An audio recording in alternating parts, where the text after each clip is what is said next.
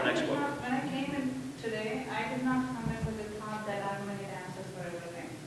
But this is a very, very complicated topic, and I came in fully being aware of that. Sometimes we digressed, I feel, compared to the questions that were asked. But somehow we found our way back to the questions, or at least in my mind, I was getting back to those questions. But I would,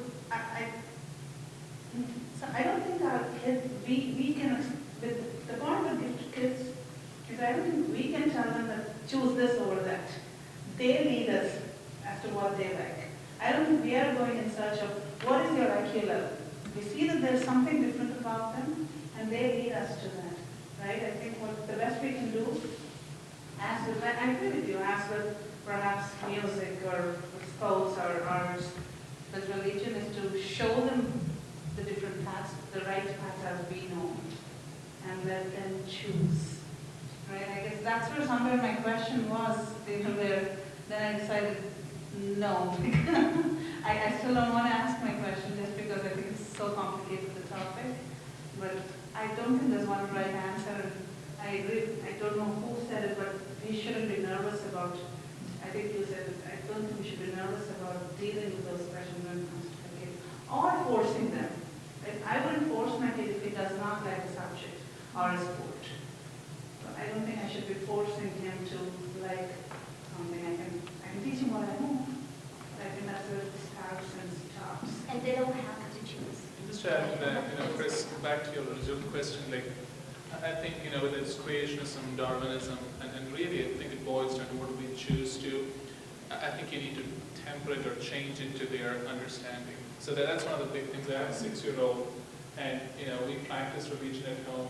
And one of the things we've consciously done is, rather than just asking him to do just because, try to kind of say, here's kind of sort of the concept, and then here's, you find your own little variations out of that. And what they found is like, just last week, he found a book on India somewhere, and he read it that apparently there was some portion that said the Milky Way is supposed to be the underbelly of the cow or something. He read that there was an Indian mythological story that said that. I'd never heard of it. So he came back to me and showed that and said, did you know that this is what they believe about Hindus? And he was laughing.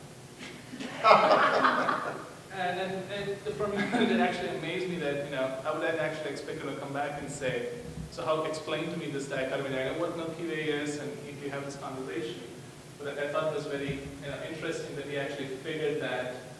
And I think if you introduce kids that way, I think they would still feel comfortable, either living with those, understanding the hooks, getting that, which I think is actually useful, provided we stay within those boundaries and not go to extremes and still keep that critical mindset.